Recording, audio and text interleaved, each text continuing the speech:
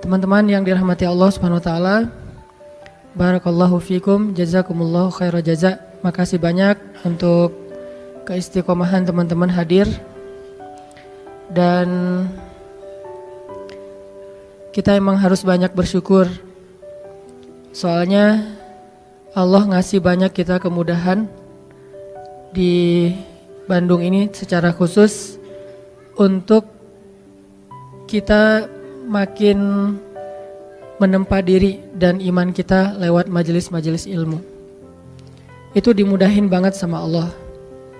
Ketimbang kalau kita bandingkan dengan teman-teman kita di kota-kota lain, terutama di pelosok. Kemarin saya baru pulang dari Papua, daerah Sorong. Di sana tuh kedatangan saya disambut kayak penyambutan menteri. Jadi pakai acara seremoni ala Papua gitu. Ada apa? Kayak mukul-mukul rebana, tapi dengan genre metal. Kenapa bisa gitu-gitu banget? Karena memang jarang banget di tempat mereka itu ada taklim, terutama dengan konteks anak muda, itu jarang banget. Sehingga sekali-kalinya ada, mereka tuh benar-benar happy, euforia banget. Semuanya saling mention, kakak hadir tah gitu ya. Pada datang. Kakak jangan lupa ya hadir. Kalau tidak hadir, tidak masalah. Wah, pada datang rame-rame, seru gitu. Sedangkan kita di Bandung, hampir tiap masjid-masjid besar ada taklim. Rata-rata ustadz-ustadz, ulama-ulama yang berdakwah sekarang itu dari Bandung. Sehingga kita bisa dengan mudah mencari ilmu, belajar, duduk dalam majelis-majelis para ustadz, para ulama, dan ini harus kita syukurin supaya Allah Subhanahu wa taala menjaga kebaikan ini di kota Bandung yang kita cintai.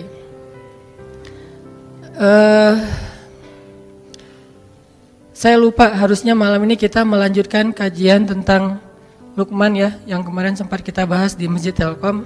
Berhubung judulnya udah keluar, gak apa-apa kita coba post dulu kajian tentang Luqman. Malam ini kita bahas sesuai dengan feature yang udah diposting sama teman-teman di sosmed tentang Wallace. Kalau kita ngelihat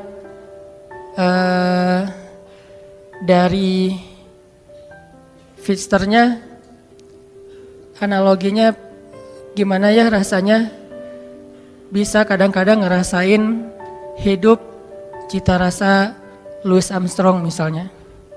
Jangan terus-terusan sepultura kan ya. Kadang ada kondisi kita butuh semangat, kita butuh action yang benar-benar bikin kita itu survive dalam satu masalah. Tapi tidak selalu action dan semangat kita itu harus dalam keadaan rushing, dalam keadaan buru-buru, dalam keadaan panik. Banyak banget masalah yang bisa kita lewatin dengan sikap-sikap yang dalam tanda petik santai. Banyak banget konflik yang bisa kita lalui justru dengan sikap-sikap santai kita. Kalau semua konflik kita lalui dengan sikap-sikap panik, dengan sikap-sikap berlebihan, maka kayaknya ada kalanya konflik yang kita dapetin itu efeknya lebih besar dan bertambah rumit dengan sikap kita sendiri. Bisa konflik dengan orang tua, konfliknya mungkin salah paham atau udah agak kurang nyambung nih antara kita dengan orang tua. Orang tua punya angle kita juga punya pola pikir kita sendiri. Gak nyambung, gak usah masalah yang rumit, masalah milih jurusan aja kadang-kadang gak nyambung nih antara kita sama orang tua. Apalagi milih jodoh. Itu kan pasti paling berat kan ya. Susah banget ngelawan dua hal yang sama-sama sakral. Satu, perasaan cinta, kan sakral banget tuh. Kedua lagi perasaan orang tua. Ini konflik yang luar biasa nih. Gimana ngehadapin yang kayak gini-gini tapi dengan sikap yang tidak menambah masalah. Kalaupun tidak mengurangi, minimal tidak menambah masalah. Gimana kita tetap bisa santai, woles dalam kondisi-kondisi yang sulit, kayak konflik tadi. Atau juga mungkin bagi yang udah nikah, walaupun di sini sedikit kayaknya, konflik sama pasangan. Memangnya selalu konflik itu bisa kita lalui ketika saling bersih tegang? Memangnya konflik itu selalu bisa kita lalui dengan berdebat? Walaupun ada kalanya debat itu bisa memperbaiki keadaan, memperjelas situasi, atau minimal klarifikasi terhadap hal-hal yang mungkin nggak diketahui. Tapi lebih banyaknya justru masalah-masalah pribadi dilalui itu bukan dengan berdebat, justru dengan diam. Bukan dengan berdebat, justru dengan mendoakan di dalam doa masing-masing. Bukan dengan debat, justru dengan muhasabah diri, dengan menenangkan diri. Sehingga Nabi kan mengajarkan kalau kita marah, berdiri suruh duduk. Bukan berdiri suruh lari kan ya, berdiri suruh duduk. Atau dalam keadaan marah disuruh berwudu. Ini tips-tips teknis yang nilainya sebetulnya sama aja.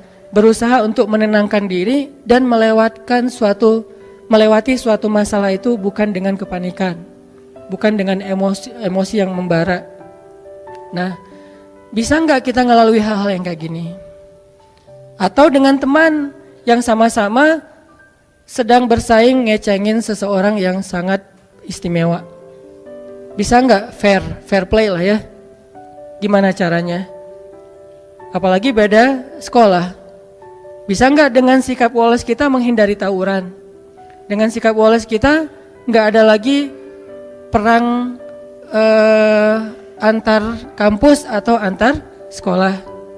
Ini semuanya diajarkan oleh Al-Quran, walaupun dengan contoh kasus yang berbeda-beda.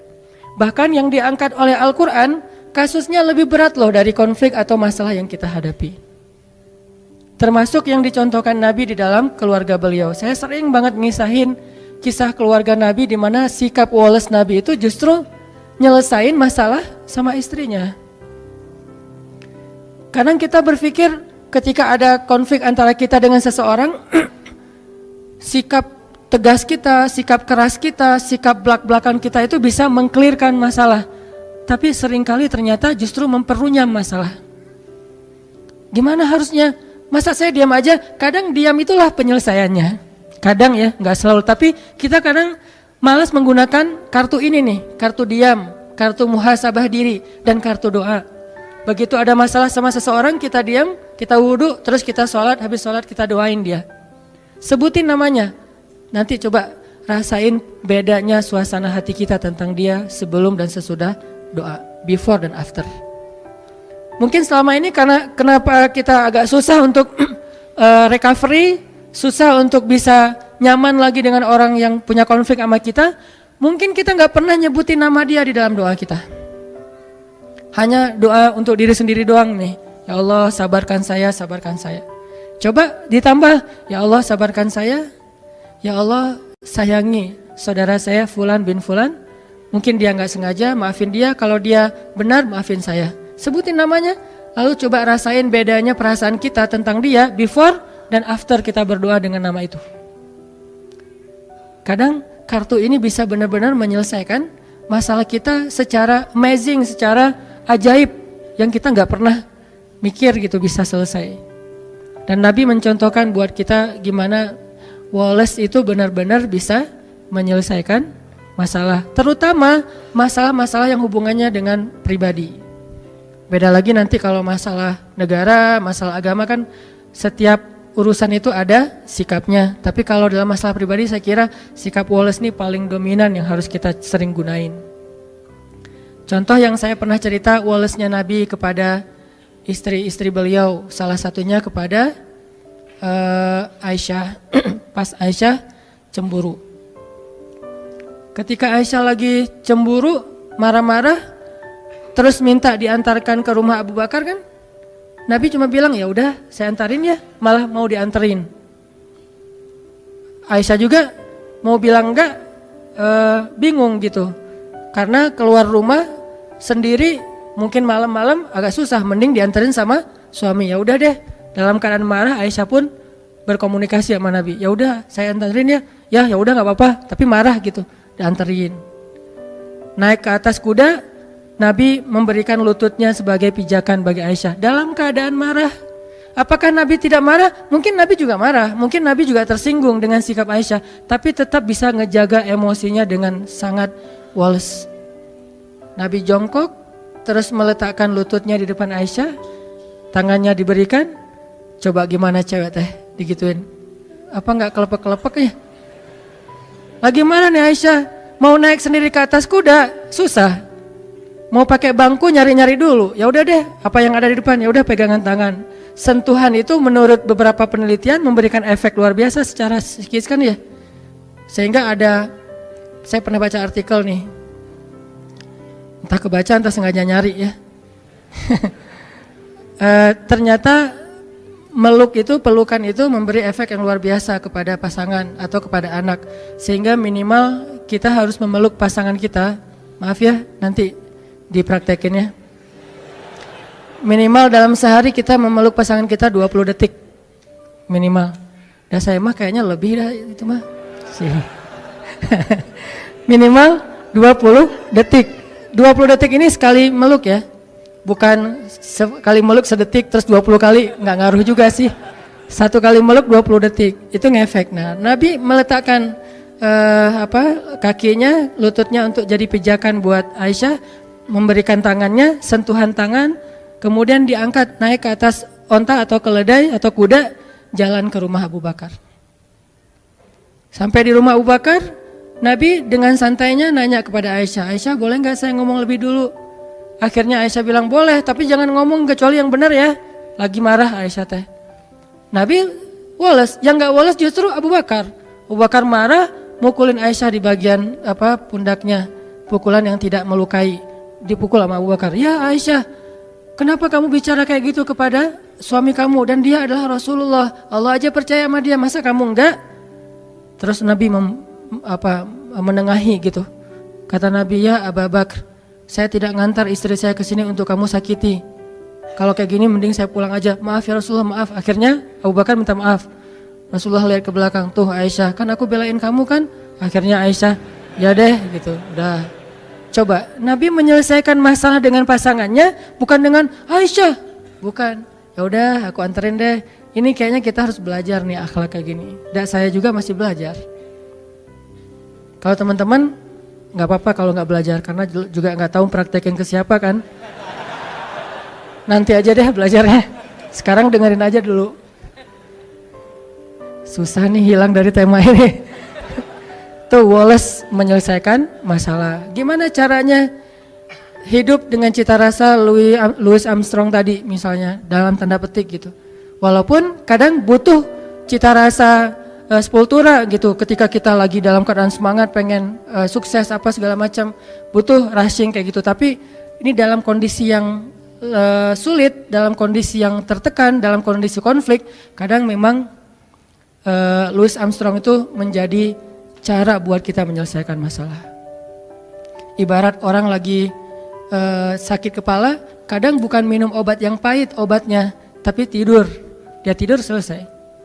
Ketika orang lapar, kadang-kadang bukan makan nasi, tetapi ketemu teman bisa hilang laparnya, teman TTM. Nah, ini semuanya masuk dalam materi tentang gimana punya sifat yang wikor. Wikor itu atau sakinatun wakor. Gimana itu? Contohnya dalam sholat. Nabi mengajarkan kita tentang walas justru dengan praktek sholat. Gimana walas dalam sholat? Salah satunya adalah ajaran Nabi, kalau kita datang ke masjid dan kita mendengar di masjid orang udah mulai sholat, imam udah takbir, maka jalanlah dalam keadaan sakinatun wakor, dalam keadaan tenang dan gak usah terburu-buru. Di situ diajarkan. Padahal kita mau menghadap Allah, Padahal kita akan kehilangan banyak keistimewaan takbiratul ihram bareng dengan imam, shaf pertama, banyak kebaikan yang kita akan kehilangan. Tapi tetap aja ada toleransi dari Allah melalui Rasulullah. Udah aja santai dah, nggak usah terlalu diburu-buru. Daripada kita lari terus ngos-ngosan takbir, baca doanya juga nggak khusyuk. Ternyata justru kualitas didapatkan dengan sakinatun waqar, dengan dalam keadaan sakinah, santai, tenang. Udah datang ke masjid santai, tenang. Sehingga ketika ada seorang sahabat keliru dalam bab ini, nggak salah tapi keliru, Nabi menasihati dia kan, dia masuk ke gerbang masjid, ke pintu masjid, dia ngelihat Nabi dan sahabat sudah ruku. Akhirnya dia takbir di pintu masjid, dia ruku di pintu masjid, dia jalan sambil ruku ke arah shaf. Kan ada yang kayak gitu, Bakroh bin siapa gitu. Selesai sholat dia curhat, Rasul saya tadi sholatnya lucu loh, model baru gitu. Saya nyebutnya tutorial sholat ala Bakroh. Gimana tutorial sholat ala kamu? Saya sholatnya tadi rukunya di pintu masjid, terus sambil ruku, sambil jalan, karena takut ketinggalan rakaat pertama. Ini juga dalil bagi sebagian ulama bahwa ruku itu masuk dalam rakaat pertama. Tapi sebagian yang lain berpendapat berbeda. Masing-masing punya mazhab lah. Kita respect dengan semua mazhab. Nah, Nabi ngasih tahu, ya udah besok-besok jangan gitu lagi ya. Coba. Nabi juga ngasih taunya Wallace tapi nyelesain masalah, bukan Wallace diam pasif ya. Wallace tapi nyelesain masalah, nggak marah-marah. Apaan kamu nih sholat kok dibuat-buat, kan saya nggak pernah ngajarin dasar bid'ah. Nggak pernah Nabi ngomong kayak gitu. Santai aja ngomongnya tuh. Nggak usah tarik deh gitu ya. Biasa aja, nggak usah nyolot kalau bahasa anak ini mah. Ternyata Nabi juga nggak nyolot dalam masalah-masalah sepele kayak gini. Nabi cuma bilang, ya udah besok-besok jangan diulang ya. Kalimat inilah yang membuat para sahabat, para ulama beda pendapat. Ada yang bilang, oh berarti itu nggak boleh, jadi harus ditambah 1 rakaat, nggak boleh kayak gitu. Ada yang bilang, oh itu boleh, cuman makruh. Buktinya Nabi mengatakan, ya udah besok-besok jangan diulang. Seandainya nggak sah, pasti Nabi suruh ulang. Jadi beda pendapat di antara ulama. Yang jelas teksnya mah kurang lebih Nabi itu Wallace banget menyelesaikan masalah. Ada sahabat yang lebih ekstrim lagi nih, Wallace-nya Nabi dalam dakwah kepada laki-laki Badui yang buang air kecil di masjid. Itu kan simbol Wallace Nabi paling keren tuh. Walaupun saya ngebahas hadis ini, jangan berpikir saya mampu kayak gitu, kayaknya nggak mampu. Bayangin masjid, bukan masjid yang dibangun orang terus kita datang, enggak. Masjid yang kita bangun dari nol, jerih payah kita banget nih. Kita datang dari Mekah ke Madinah, di Madinah tuh belum ada apa-apa. Kita bangun masjid itu dari nol banget. Kita bangun gotong royong, udah jadi masjidnya, tikar-tikarnya udah digelarin, duduk dengan para sahabat, udah capek lelah istirahat. Tiba-tiba datang seorang laki-laki yang entah dari mana, gak jelas, gak dikenal, main buang air kecil aja tuh di pojok masjid. Dia kira ini toilet umum, main buang aja di situ. Sahabat ngeliat itu sekelas Umar udah ngeluarin pedang tuh. Umar udah sap langsung. Hampir digini-giniin sama Umar. Wah ini gak tahu nih. Umar udah ngeluarin pedang. Sahabat-sahabat lain udah merah mukanya, udah mau digebukin aja rame-rame. Nabi yang paling mencintai masjid di antara semua umat Islam. Jadi jangan bilang misalnya, Nabi bisa kayak gitu berarti biasa-biasa aja perasaannya dengan masjid. Enggak, Nabi itu paling cinta rumah Allah. Buktinya beliau paling lama kalau itikaf. Mana pernah kita itikaf Ramadan 30 hari atau 29 hari. Nabi pernah banget Ramadan itikafnya full. Gak usah ada masjid, belum ada masjid aja Nabi itikaf di Gua Hiro sebelum jadi Nabi. Jadi Nabi itu cinta banget dengan rumah ibadah. Cinta banget dengan rumah Allah. Sehingga ketika ada yang menistakan rumah Allah itu pasti paling marah duluan Nabi teh. Karena hati beliau paling bersih. Kenapa Nabi bisa woles? Karena itulah yang diajarkan Allah. Akhirnya Nabi bilang, udah woles saja sahabat-sahabat, santai-santai, tunggu sampai dia selesai. Jangan ganggu dia, karena kalau kita ganggu dia nanti jadi penyakit. Bayangin baru setengah diganggu kan jadi penyakit ya. Tunggu, biarin dia sampai selesai. Kalau belum, mungkin dihalau. Tapi karena udah terlanjur ya udah beresin aja dulu. Udah beres, baru Nabi minta tolong ada beberapa orang sahabat ngambil air, disiram, dibersihin, beres. Orangnya dipanggil sama Nabi. Siapa namanya? Senyum malah tuh coba. Jadi kalau kita belajar Islam rajinnya justru cemberut, kita ini gak ikut sunnah Nabi. Kalau makin kita belajar Islam makin rajin senyum, berarti kita ikut sunnah Nabi. Karena sunnah Nabi yang paling luar biasa itu senyum. Bahkan kepada orang yang gak ngerti, disenyumin sama Nabi. Siapa namanya? Kenalan. Coba lihat KTP-nya, SIM dan segala macam. Bahasa kita. Nah, ini mah kita ya. Ambil kenalan, udah ngobrol-ngobrol baik. Akhirnya Nabi ngasih tahu, ini tuh rumah ibadah. Kami mensucikan tempat ini karena kami di sini menyembah Allah Subhanahu wa taala. Jangankan buang air, bahkan sampah aja kami pungut dari sini. Kan ada hadis kalau misalnya kita ngelihat sampah sekecil apapun di masjid, masukin ke kantong nanti dibuang di luar kalau itu bukan najis gitu kan. Nah, sampah aja nggak boleh ada di dalam rumah Allah. Tadi kamu mungkin karena nggak tahu ya, gitu-gitu deh bahasa kurang lebih. Oh itu ya, maaf saya salah tempat berarti dan segala macam, dia nggak enak hati gitu. Ya udah nggak apa-apa, dinasehatin. Lama-lama malah masuk Islam. Udah mungkin dia sengaja ngetes kali itu. Cuman agak ekstrem sih ngetesnya modalnya gitu. Pengen hijrah, maaf, buang air kecil di masjid dulu. Kalau masjidnya woles, dia hijrah. Kalau masjidnya nggak woles, dia nggak jadi hijrah tuh. Akhirnya dia masuk Islam. Udah gitu dia doa, ya Allah rahmatilah saya dan rahmatilah Muhammad, yang lain jangan. Doanya gitu-gitu amat. Saya dan Muhammad doang, yang lain jangan. Sebel dia sama yang lain. Yang lain makin, apaan sih doa juga. Kata Nabi, jangan gitu. Kalau doa mintalah kebaikan buat semuanya, karena kamu akan mendapatkan kebaikan sebanyak yang kamu doakan. Oh gitu, ya Allah rahmatilah saya, rahmatilah Muhammad, dan rahmati juga orang-orang di sekeliling saya. Baru yang lain geleng-geleng. Bener ya, Nabi luar biasa. Bisa mengubah kutub hanya dengan sikap wolesnya. Bukankah ada sahabat yang masuk Islam itu justru gara-gara Nabi juga menunjukkan sikap woles ketika dia marah-marah? Dia tuh pengen bunuh Nabi nih, nanti cari ya namanya siapa. Dia pengen bunuh Nabi, ketangkap sama para sahabat, diikat di masjid, di tiang masjid. Setiap kali Nabi datang ke masjid, Nabi selalu menyapa dia. Gimana kabarnya? Tahu, kata dia. Oh ya udah, masuk. Besok datang lagi, Nabi ini kayak udah tahu orang diikat, tanya kabar gitu ya. Gimana kabarnya hari ini, udah makan belum? Tahu orang lagi diikat gini, nanya kabar, marah. Nabi bawa makanan nih, ada korma, tapi nggak diracun, korma aja. Korma air, Nabi ngasih dia air, tapi diikat tetap diikat. Kenapa kok bisa gitu? Karena hak agama, tetap hak agama nggak boleh kita curangin. Kalau kita mencurangi hukum Allah, berarti kita zalimnya ke Allah. Karena kita terlalu ngeringanin, terlalu nggak tegaan, akhirnya kita mencurangi hukum Allah. Tapi jangan sampai kita menjalankan hukum Allah sambil mencurangi hamba Allah. Inilah indahnya Islam, pertengahan banget nih. Tegas tapi nggak zalim. Ada orang yang tegas, keras, zalim. Ada yang terlalu lemah, akhirnya jadi kezaliman merajalela. Nah, Nabi tetap mengikat dia di tiang masjid, tapi dikasih makan. Dan makan itu makanan yang Nabi makan, bukan sisa. Dikasih minum, disapa, diperhatikan kalau lagi malam pakaiin selimut biar nggak kedinginan, tapi tetap diikat di masjid. Dia bisa tidur sambil duduk di tiang masjid.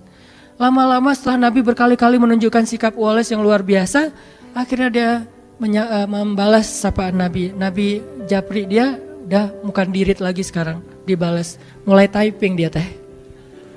Tadi dirit juga enggak, diblok malah. Tapi Nabi ngirim aja terus. Nah, kita kadang-kadang ngedakwahin teman kita dengan perasaan bukan kita udah lebih baik dari dia ya. Gak boleh sama sekali kita berpikir kayak gitu. Karena kita sadar kadang kalau dia nanti udah dapat hidayah Allah, bisa jadi dia akan nyalip kita di tengah jalan, lebih soleh dari kita. Lagi pula kan kita gak tahu akhir hidup kita itu akan baik atau buruk. Nauzubillah, mudah-mudahan kita tetap dapat husnul khatimah. Bisa aja dia yang kita lihat kayak sekarang biasa-biasa aja, ntar akhir hayatnya malah dapat hidayah dan masuk surga. Banyak banget kisah-kisah kayak gitu. Kita ngedakwahin teman kita karena kita sayang sama dia. Kayak dulu kita ngajak dia malam keluar, malam nongkrong karena kita dekat sama dia soulmate kita banget, teman kita, sobat kita banget. Sekarang kita juga ngajak dia untuk belajar Islam bareng, ngajak sholat bareng karena dia teman kita. Sebagaimana dulu kita ngajak dia kepada hal yang kita senangi, sekarang juga kita mengajak dia kepada hal yang kita senangi dan insya Allah baik. Bukan karena merasa lebih baik. Kalau disikapin kayak tadi tuh, nah di situ belajar nih. Saya juga masih belajar banget gimana bisa woles. Nggak gampang emang, karena ini urusannya emosi kan, perasaan. Kalau urusannya logika doang sih bisa, tapi kalau udah perasaan kadang-kadang subjektif, egois sih kadang-kadang kita mah. Nabi bisa menekan perasaan itu, sehingga Nabi menunjukkan sikap paling baik, akhirnya orangnya membalas ketika Nabi bilang, gimana kabarnya hari ini? Baik Muhammad, udah lembut ucapannya. Udah pakai emoticon senyum. Oh udah beda nih, tadi kan gak ada gitu-gituan. Setelah dia udah mulai baik ucapannya, Nabi bilang ke sahabat, lepaskan ikatan dia, dilepasin. Udah dilepaskan, Nabi ngobrol sama dia, akhirnya dia bilang dia ingin kembali kepada kaumnya. Ingin mengambil tebusan. Dan hebatnya Nabi, percaya lagi sama dia tuh. Nabi memberikan kepercayaan itu sebagai bentuk menunjukkan sikap Nabi yang luar biasa. Orang yang pengen bunuh Nabi malah ketika berjanji akan mengambil tebusan terhadap dirinya, karena kan suasana perang berarti harus menebus ya. Nabi percaya, udah pulang aja, kalau kamu menebus datanglah kembali. Cuman sebelum dia pulang Nabi nyuruh dia mandi. Nah ini ada pelajaran juga, ternyata mandi itu bukan soal ketika kita mau malam mingguan doang. Mau ke masjid juga kita sebaiknya mandi walaupun bukan hari Jumat. Dan ini bukan hal wajib sih. Kenapa? Ternyata mandi itu memberi efek dapat hidayah. Dia mandi seperti orang mandi junub, mandi besar. Setelah selesai mandi, tiba-tiba dia dapat hidayah. Baru dia syahadah, dia masuk Islam, dia pulang ke kaumnya, dia dakwahin kaumnya. Lewat mandi Allah memberikan. Kenapa dia bisa dapat hidayah setelah mandi? Sempurna hidayahnya. Kalau sebelum mandi, dia dapat respect dulu kepada Islam, interest dulu kepada Islam. Tapi puncaknya setelah mandi. Kenapa? Allah suka kepada orang yang bersih. Akhirnya dia dapat hidayah dan seterusnya.